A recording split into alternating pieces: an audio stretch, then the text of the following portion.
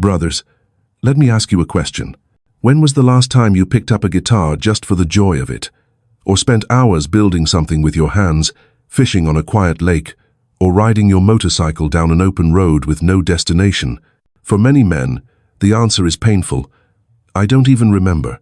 That's because in marriage, especially long marriages, hobbies often die. Responsibilities pile up: work, bills, raising kids, pleasing a partner who may or may not appreciate your efforts. And somewhere along the way, your passions, your interests, the little things that once brought you joy, they get buried. But here's the good news.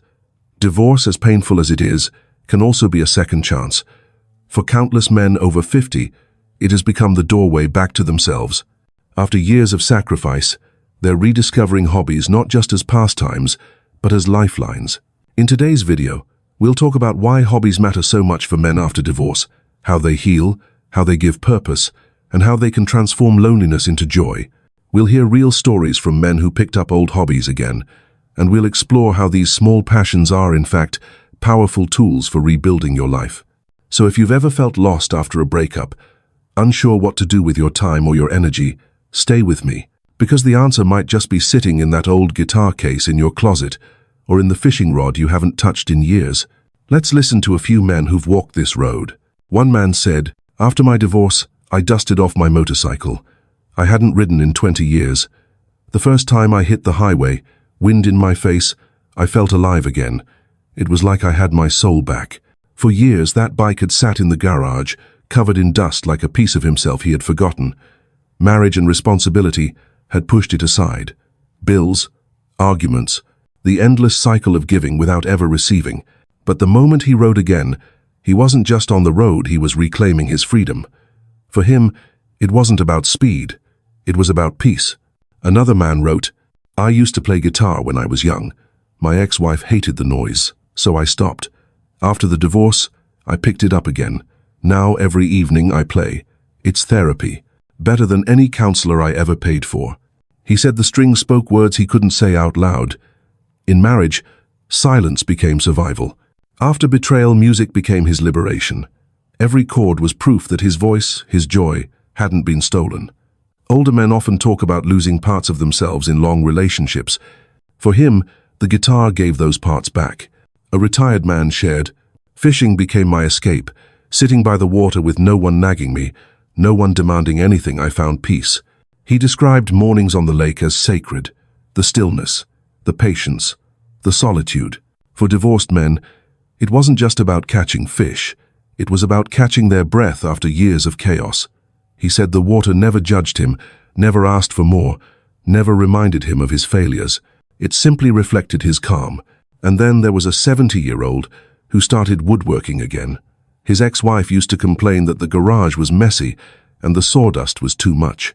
But now, in that same garage, he builds tables, chairs, and shelves pieces of beauty with his own hands. He told me, "For 30 years, I built a marriage that fell apart. Now I build something solid, something that lasts." These aren't just hobbies, they're rediscoveries.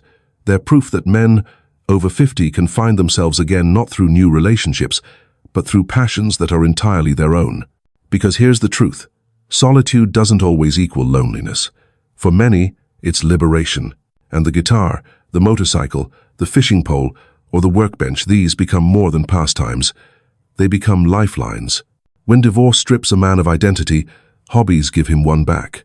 When betrayal takes away trust, a passion restores faith in himself. And when marriage ends in silence, the hum of a bike or the sound of strings fills the air with life again. 1. Identity beyond marriage. Marriage often defines a man. He's the husband, the father, the provider. For decades, those roles can consume everything, until he no longer knows where those roles end and where he begins. But when divorce comes, those identities can collapse in a single moment. Suddenly, he's no longer her husband. The children are grown. The house is gone. For many divorced men, hobbies become a bridge back to themselves.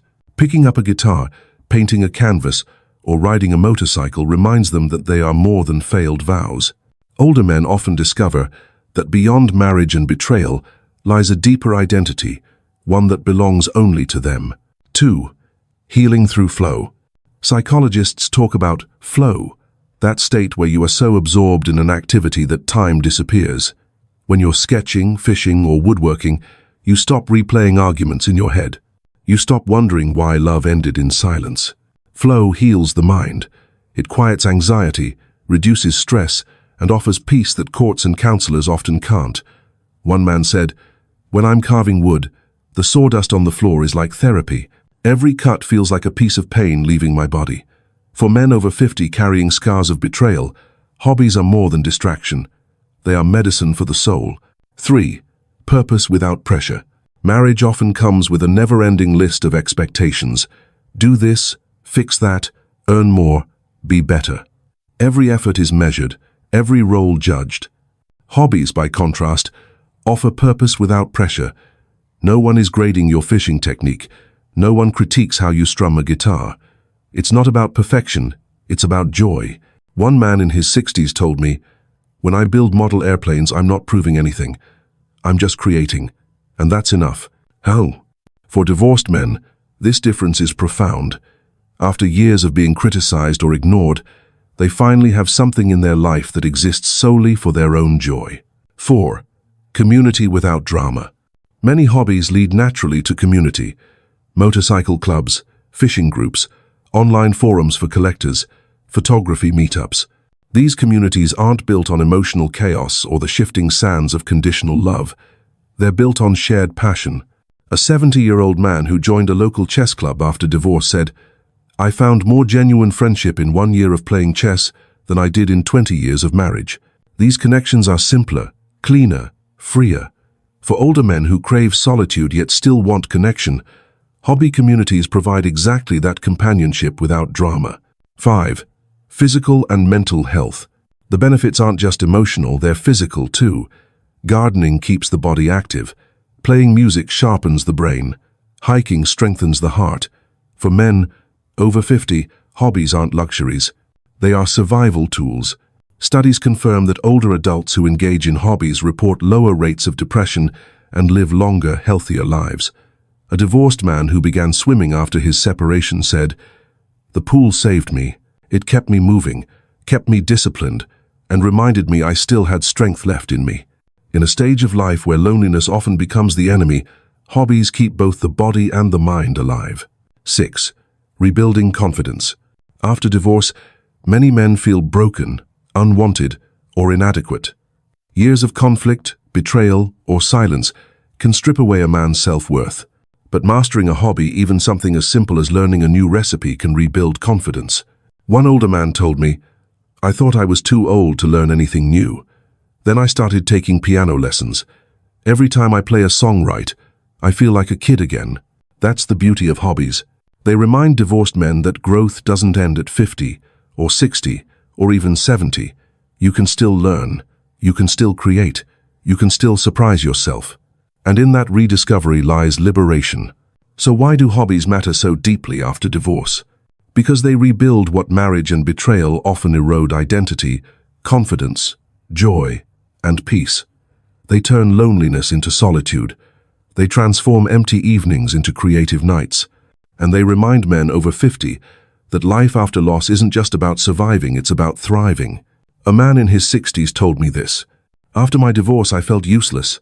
I was sitting alone, depressed. Then I joined a woodworking class at the community center. Building furniture with my own hands changed everything." He felt productive again. He said the smell of sawdust, the sound of tools, and the satisfaction of shaping raw wood into something beautiful gave him a sense of control he hadn't felt in years. Divorce had taken his confidence. Woodworking gave it back. Another man, 70, bought a camera. At first he just wanted something to pass the time. But soon he started walking through parks, taking photos of birds, flowers, and landscapes. What began as distraction became his daily meditation. "I see beauty again," he said.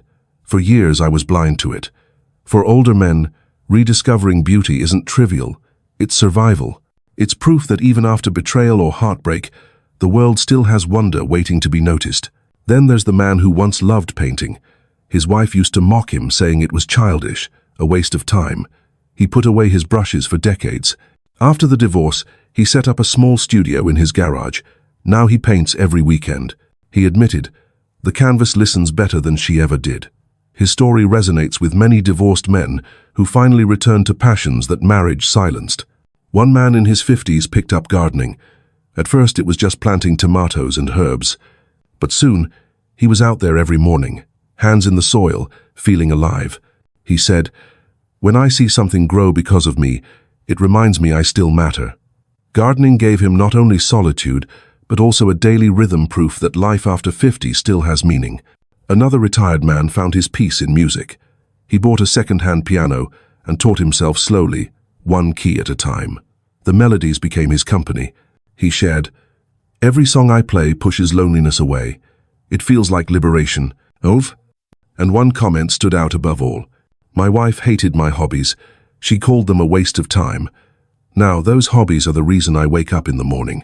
Brothers, these aren't just hobbies. They're rediscoveries. They're lifelines back to joy, to freedom, to peace. For men over 50, each hobby is more than a pastime. It's a way of proving that life after divorce isn't the end. It's the chance to reclaim what was lost. If you're rebuilding after divorce, here's how to rediscover the joy of hobbies. 1. Revisit your past. What did you love before marriage? Before the endless responsibilities, before the compromises, before the betrayal that left you drained? Many divorced men find that the activities they abandoned, riding, painting, fishing, music, still hold the spark of joy. Dust it off. Try it again. You may discover that the boy you once were is still alive inside the man you are now. 2. Try new things. Don't be afraid to experiment. Older men often think they're too old to start something new. But the truth? At 50, 60, or 70, you're wiser, calmer, and often braver than you were at 20. Maybe you'll fall in love with photography, hiking, woodworking, or cooking. Every new hobby is an invitation to surprise yourself. And every time you learn something new, you remind yourself that life after 50 isn't decline, it's discovery. 3. Make time. Hobbies won't survive on leftovers. If you only do them when you're free, you'll never do them. Treat your passions as sacred. Block time for them the way you once blocked time for work, or for marriage duties that drained you. One divorced man said, "When I put guitar practice on my calendar, it stopped being a hobby. It became a priority." And that small shift gave him peace. 4. Find your tribe. Solitude is powerful, but connection matters too. Look for groups, clubs, or online communities that share your passion. A fishing club, a photography meetup, a woodworking forum. These aren't like the relationships that left you bruised with betrayal. These connections are built on shared curiosity and joy. For men over 50, finding a tribe means companionship without drama and belonging without chains. 5. Let go of judgment. Remember, it's not about being perfect. You don't need to play the piano like a concertmaster or paint like Picasso. Your garden doesn't have to impress anyone. Your motorcycle doesn't need to win races. It's about being alive. Every strum, every brushstroke, every quiet hour in the garage is proof that you're choosing freedom, peace, and solitude over the noise of criticism. Hobbies aren't childish. They're medicine for the soul. They remind divorced men that life after marriage is not an empty chapter, it's an open page. And each hobby, whether old or new, is a way to write a story of renewal. So brothers, pick up the tool, the brush, the rod, the guitar. This isn't about wasting time. It's about reclaiming time. It's about healing what betrayal broke and finding liberation in the small, sacred joys of your own hands. So why do hobbies matter so much after divorce? Because they give back what marriage often takes away: identity, confidence, and joy. For years, many men over 50 lived defined by someone else's expectations. They were the providers, the problem solvers, the steady shoulders in a house full of demands. But when that house fell silent, many divorced men felt stripped of purpose, as if betrayal had erased not only their past, but their future too. Hobbies prove that isn't true. Picking up a brush, strumming a guitar, planting a garden, or taking long walks with a camera isn't just something to do. It's a declaration. I am still here. I still matter. Every small act of creation becomes an act of resistance against loneliness and a step toward liberation. At 50, 60, even 70, you don't need more arguments. You don't need more people questioning your worth. You need freedom. You need peace. You need solitude that heals rather than isolates. And that's exactly what a hobby gives. Brothers, don't let anyone shame you into believing that hobbies are childish. They are lifelines. They are anchors. They are the quiet companions that help rebuild confidence when love has failed and marriage has crumbled. As one older man put it simply, "My hobbies didn't just fill my time, they saved my life." That's not exaggeration, that's clarity. And for men over 50, clarity is everything. So pick up your tools, pick up your passions, and remember, you are not defined by what you lost. You are defined by what you choose to build now.